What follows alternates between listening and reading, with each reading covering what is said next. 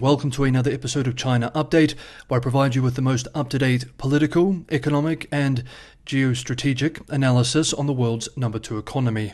My name is Tony.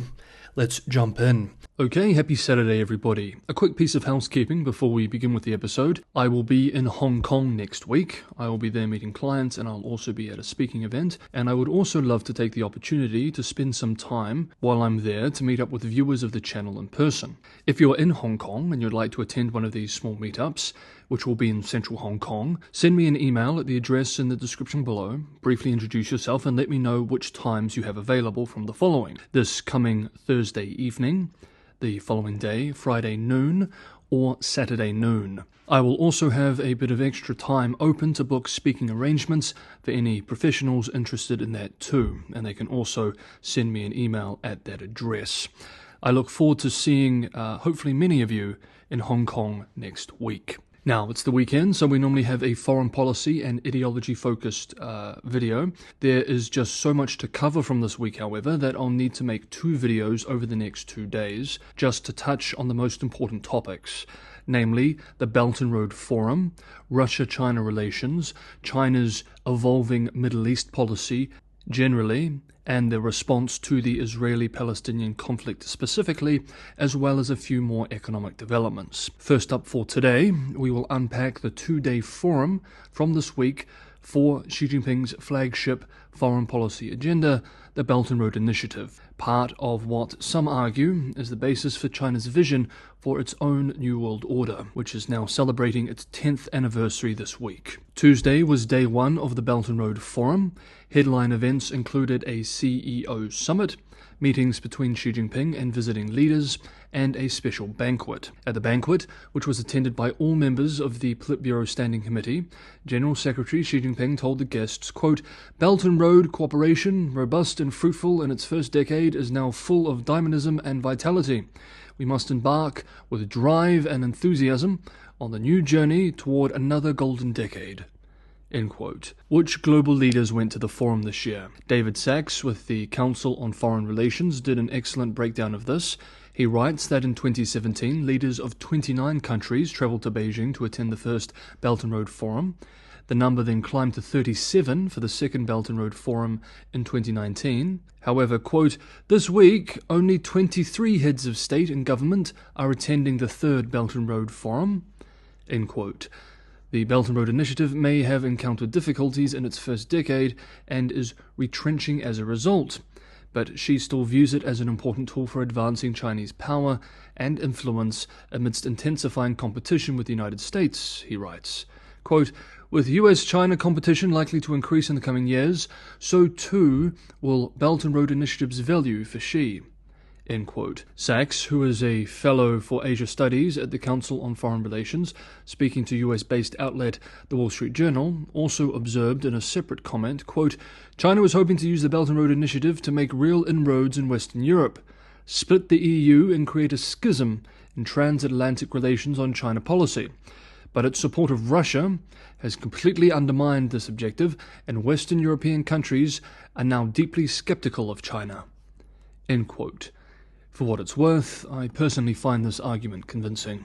Russian leader Vladimir Putin was one of the VIP guests to the Belt and Road Forum this week. We will not discuss this here, as we will do a special deep dive into Sino-Russian developments in tomorrow's video. On day 1, Xi Jinping met with Indonesia's president, with topics under discussion including Asian outlook on the Indo-Pacific, the Jakarta-Bandung high-speed railway, and the signing of multiple bilateral cooperation documents, quote, "in fields such as coordination mechanisms for the Belt and Road Cooperation, the implementation of the Global Development Initiative, rural development and poverty reduction, sustainable development and inspection and quarantine." End quote. Similar outcomes were seen in Xi's meeting with the presidents of Kazakhstan, Uzbekistan and Chile, as well as the prime ministers of Papua New Guinea and Hungary. The final one of these meetings, as a European, was particularly politically important for Beijing, which saw a lot of state media coverage of it. State-run Xinhua wrote that Prime Minister Orban expressed in the meeting that, quote, "Hungary stands committed to deepening its friendship and cooperative relations with China and will continue to be trustworthy as a friend and a partner of China in the European Union. Hungary opposes decoupling, severing supply chains, and the so-called de-risking, end quote. She also met with the president of Serbia.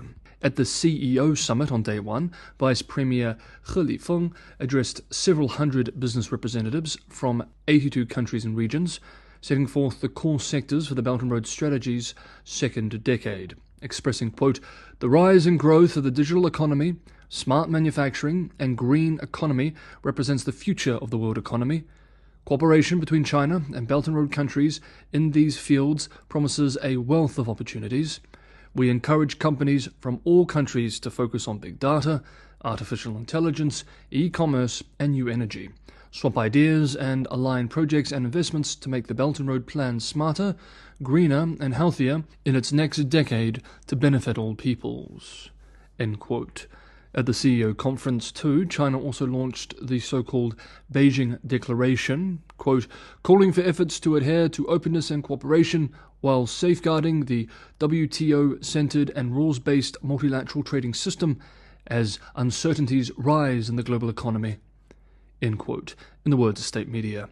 The declaration has 5 parts, including adhering to openness and cooperation, deepening connectivity cooperation, such as a pledge to actively participate in infrastructure development, and enhancing trade liberalization and facilitation. State-run Global Times claims that deals signed at the CEO conference hit a record, with more than 300 representatives from China and abroad signing agreements at the event. The deals, quote, covering artificial intelligence, biomedicine, modern agriculture, as well as financial services, hit a record in terms of both the number of deals and the value of contracts, end quote. Now, many state-run commentaries were published on the first day, but one in particular, once again, is useful for us as it is very informative as to how Beijing will rhetorically frame and present the Belt and Road Initiative to the world in its wider geopolitical competition with the US-led West.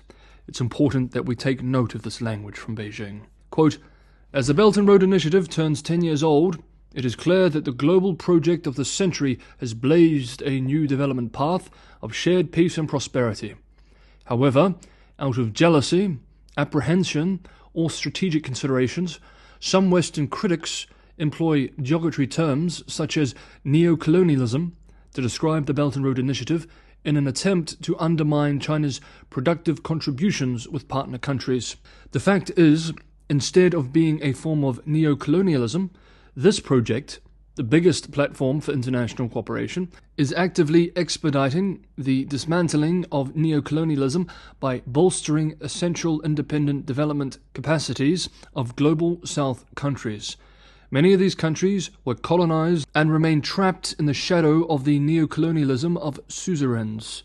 Neocolonialism generally refers to the control that powerful capitalist countries exert over developing countries in fields like economy, finance, ideology, and governance, with the aim of sustaining their exploitation of the latter. Eliminating this detrimental legacy is imperative in establishing an equitable and just international order, end quote. The piece then very much pulls away from accuracy and deep into the pools of Chinese national myth. Quote, unlike some Western countries, China has never colonized others. Like many countries, it was also a victim of imperialist invasions in its modern history. In its contemporary diplomacy, China treats all countries, big or small, strong or weak, rich or poor, as equal and does not interfere in the internal affairs of other countries, end quote. Next up, we move into day 2 of the forum. Hey everyone, if you're getting some value from today's episode, please don't forget to hit the like button. Liking, sharing with people who you think would also get some value from these sort of videos, and subscribing are all big helps for the channel and for anyone who can go the extra mile and help me keep the channel financially sustainable. Patreon and Buy Me a Coffee links are in the description below. Thank you so much, everybody, for the ongoing support. Of course, the big event on day 2 of the forum was General Secretary Xi Jinping's speech, in which he presented a much grander vision for the Belt and Road Initiative, laying out 8 key points. First, China will build a multi-dimensional Belt and Road connectivity network. Second, China will support an open world economy. Third, China will carry out practical cooperation for the Belt and Road Initiative. Fourth, China will continue to promote green development. Fifth, China will continue to advance scientific and technological innovation. Sixth, China will support people-to-people exchanges. 7, China will promote integrity-based Belt and Road cooperation. And 8, China will strengthen the institutional building for international Belt and Road cooperation. She declared that the People's Republic of China, quote, will remove all restrictions on foreign investment access in the manufacturing sector, end quote, and took the opportunity to make some shots at the US and others for, quote, ideological confrontation and geopolitical rivalry, end quote. He concluded with, quote, changes of the world, of our times, and of historic significance are unfolding like never before. China is endeavoring to build itself into a stronger country and rejuvenate the Chinese nation on all fronts by pursuing Chinese modernization. The modernization we are pursuing is not for China alone, but for all developing countries through our joint efforts. End quote. State media continued to lay the themes on thick too, with a popular foreign affairs blog with ties to state-run Xinhua writing in a widely shared article, quote, a war rages in the Middle East. The war is imminent. The United States is not idle in its efforts there either. Yet in Beijing, we are celebrating this grand event of the Belt and Road. The world is on fire every day, and it is China working hard to put these fires out. End quote. Now, as we come to an end of this unpacking of the 2-day Belt and Road Forum, for us in the English-speaking world watching all of this unfold, what should some of the key takeaways be? Quote, first, the diminishing amount of capital allocated to the Belt and Road Initiative is not indicative of the initiative's failure. The Belt and Road Initiative should similarly be judged not on capital flows, but on the impact that the projects under its umbrella have had. Second, measuring the success of the Belt and Road Initiative based on the efficiency of a traditional return on investment is using the wrong yardstick.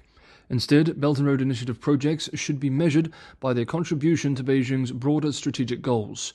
To that end, the Belt and Road Initiative has been quite successful. Much of the Belt and Road Initiative's transportation infrastructure, like ports, railways, and highways, have facilitated expanded bilateral trading relationships. Third, the Belt and Road Initiative is likely to evolve as Beijing's own strategic goals develop. The first decade of the Belt and Road Initiative focused heavily on building up the traditional infrastructure needed to facilitate stronger bilateral trade ties. The second is likely to focus more on what Beijing calls the digital Silk Road. As China's telecoms and digital champions face growing scrutiny or outright restrictions in the United States, Europe, Japan, and elsewhere, it will become essential to focus on more neutral markets. The Belt and Road Initiative is not set to fade away, and it has already changed China's position in the world. It will continue to do so moving forward. Rather than hoping it will diminish, it is imperative that Europe, the United States, Japan, and their allies think about how to compete with an evolving Belt and Road Initiative that is likely to play a sizable role in the digital and green transitions of much of the global south, not just focus on the traditional infrastructure that has dominated its first decade. End quote. Okay, that is today's episode of China Update. Thank you so much everybody for watching. Have a good Saturday, and I will see you all tomorrow.